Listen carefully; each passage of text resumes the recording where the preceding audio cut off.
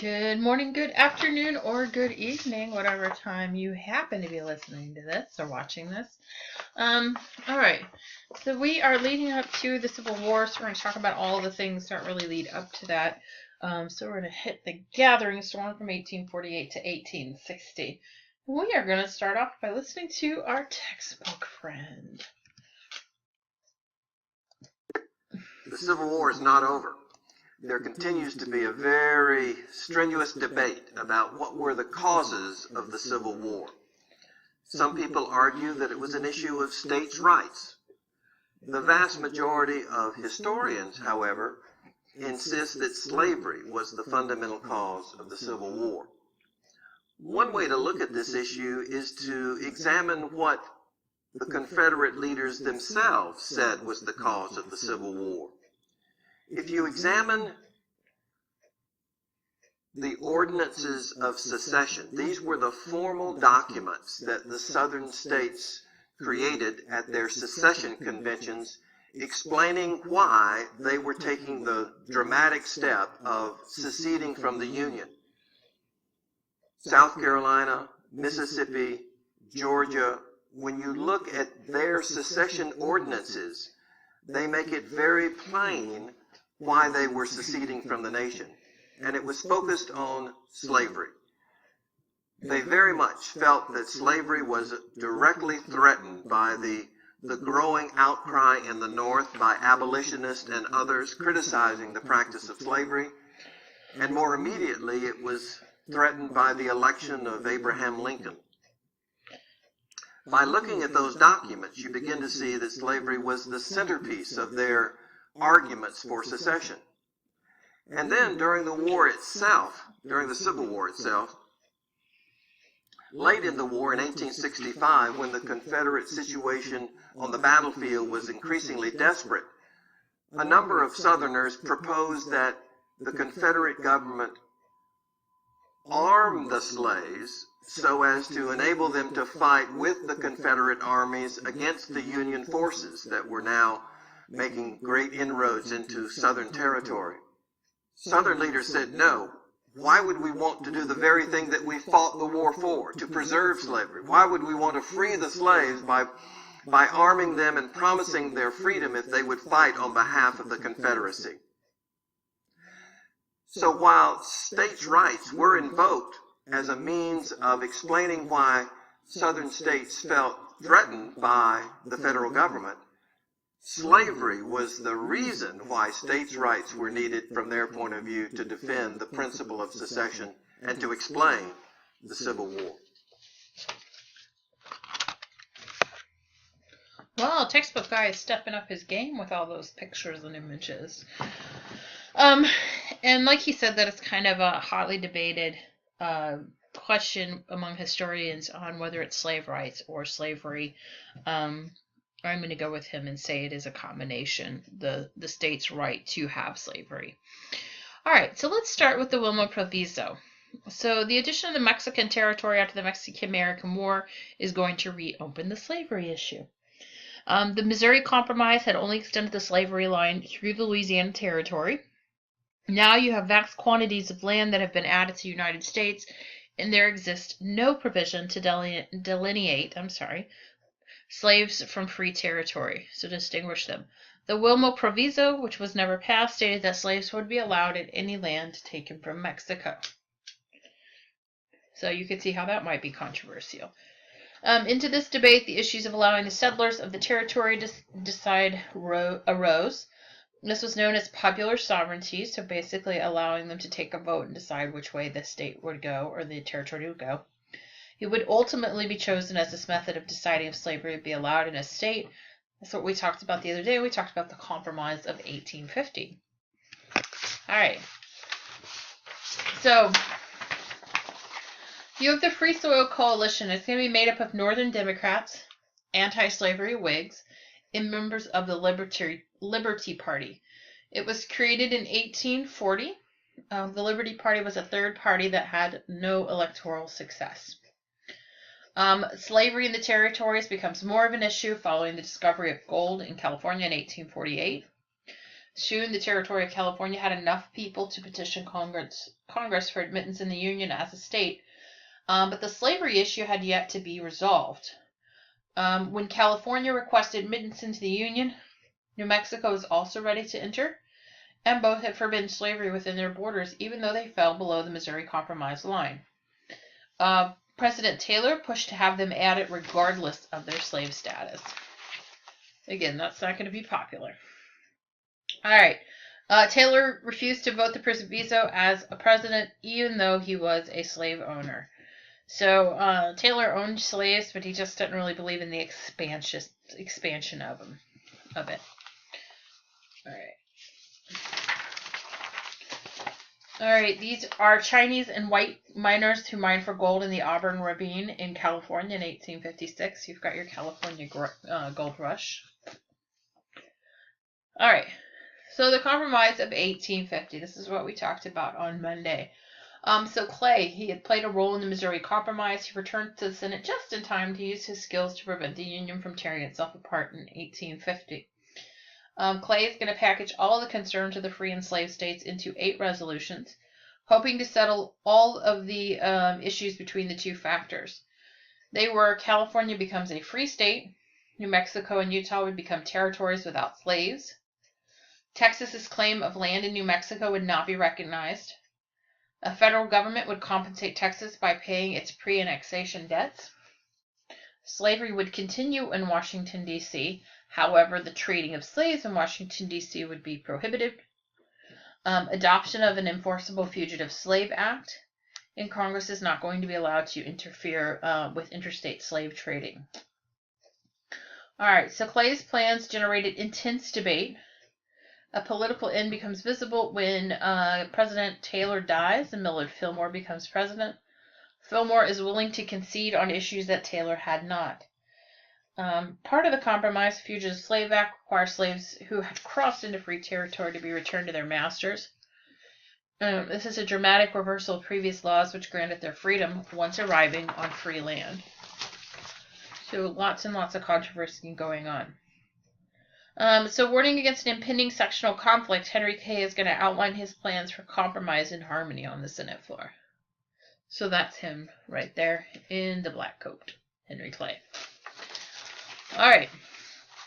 You have Uncle Tom's Cabin. This is written by Harriet Beecher Stowe.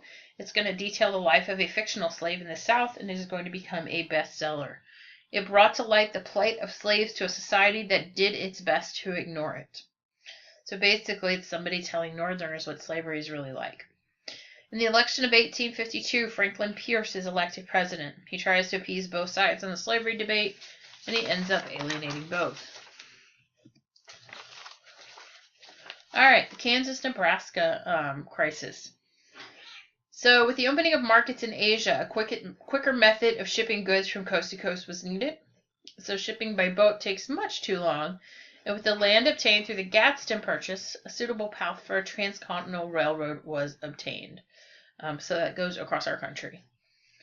Stephen Douglas would have other plans and would promote a path to the west with Chicago, located in his home state of Illinois, being the point of departure. In his plan, which cuts to the Louisiana Territory, was an incentive to the South in that the Missouri Compromise would be amended in that area, allowing each territory to choose whether to hold slaves or not by popular sovereignty. The strain of the Kansas-Nebraska Act is going to be the death knell of the Whig Party. Its place is going to be taken by the Republican Party, which our friend Lincoln is a member of. Let's see. What else? By allowing each territory to choose if slavery is going to be legal, each was swamped with members of slavery and abolitionist forces, so you have both sides of the party. It is not long before matters come to a head and erupt into violence. Elections to create a government are filled with fraud, as voters would come to the area to vote and then return to their home state. The most notable of the events in Bleeding Kansas was John Brown's Pottawatomie Massacre, which unites warfare between both sides, and I think it eventually kills about 200 people. This is Stephen Douglas from 1852. He is the author of the Kansas-Nebraska Act, which we talked about in class, so we won't go too much in depth there. All right.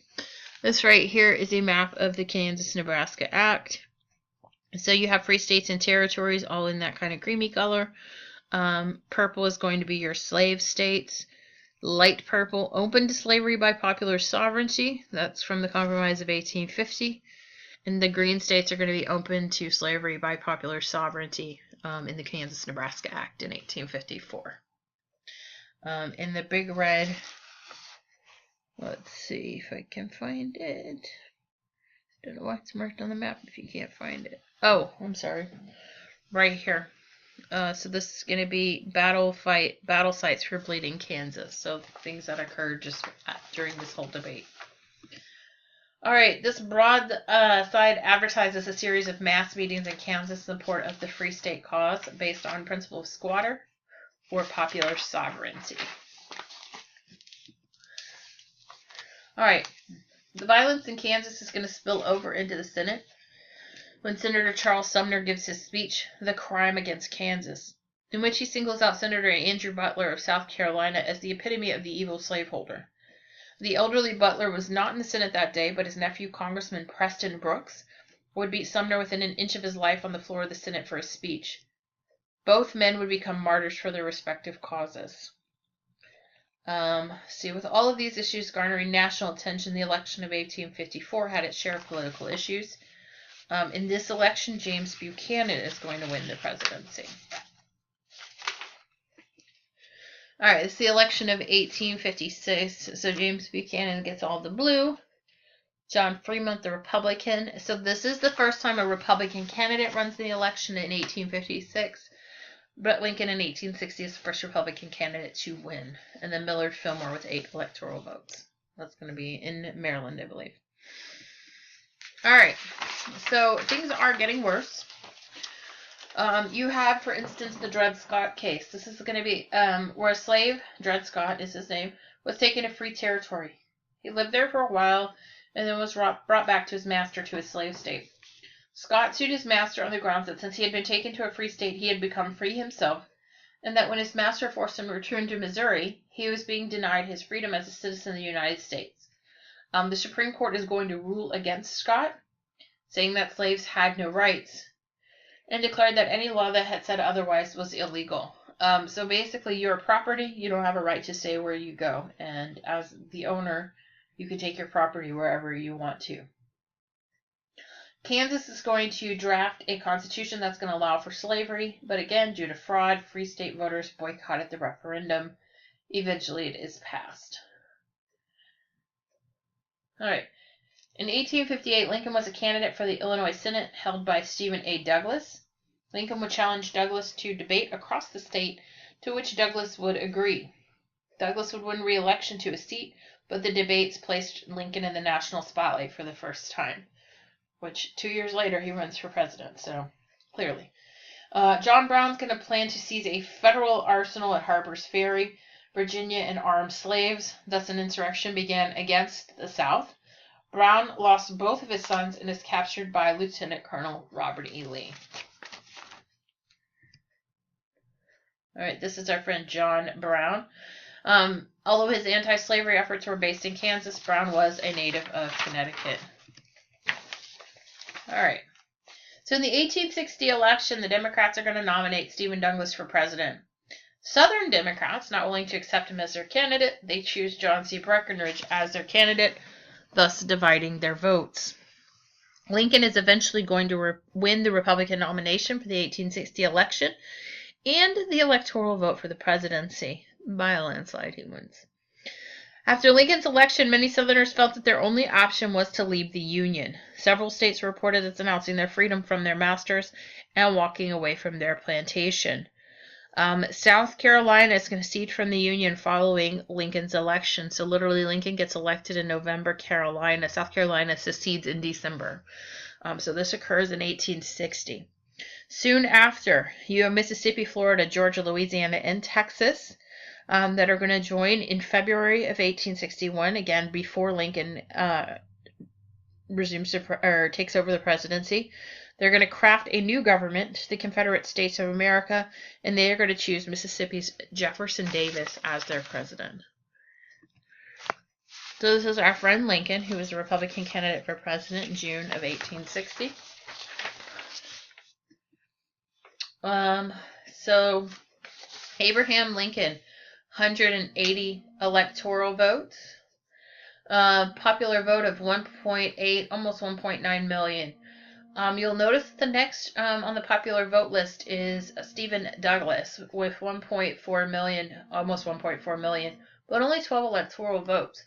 And this is one of the problems that people have with the Electoral College. It's not always reflective of what the people want. Now, clearly Douglas wasn't going to win no matter what, because he doesn't have the popular vote at all. Lincoln's got him beat by about 500,000. But the guy here who has 500,000 has 3 times as many Electoral College votes. So, yeah. All right. So, a handbill announcing South Carolina's secession from the Union. So the Union is dissolved. Let's see. After Lincoln's election and before his inauguration, Buchanan chooses to do nothing to keep the South in the Union. In a last-ditch effort to secure the Union, 21 states meet to discuss amendments and resolutions that were aimed at appeasing the South. This does not succeed, as you know. All right. As soon as Lincoln is inaugurated, the Civil War begins. No shots are going to be fired into the Battle of Fort Sumter, but the events have been set in motion. When Lincoln was inaugurated, he promised not to interfere with slavery where it existed, and he declared the perpetual union of the states. For his cabinet, Lincoln appointed many of his closest competitors for the office. One thing you should know and always remember about Lincoln, the most important thing to him was preserving the Union. He was a strict constitutionalist, and he really just didn't believe that that the states had the right to secede from the Union. So he never recognized the Confederate States. All right, so Fort Sumter was a federal fort in South Carolina. So when South Carolina secedes, the state proclaims possession of all federal property. Buchanan and later Lincoln would not allow it, and the fort, under siege by Confederate forces, begins to run low on supplies immediately after. Lincoln's going to order the fort resupplied, and on April 12th, after a Confederate demand to surrender was rebuffed, the battle begins. A day later, the fort surrenders. These are the first shots of the Civil War. And the Confederacy wins that first battle. So, going to make a large assumption that your next chapter is going to be all about the Civil War. But again, this is really about a combination of things. The combination of slavery is a big deciding factor for secession, but it also has a lot to do with the state's right to choose. And it not being something listed in the Constitution, it is their decision, they feel, to make that determination on a state-by-state basis. So that's where your state's rights come in. Like I said, some historians will argue both sides of that. I believe it's more of a combination of. So I guess I will talk to you all soon. Have a lovely morning, afternoon, or evening.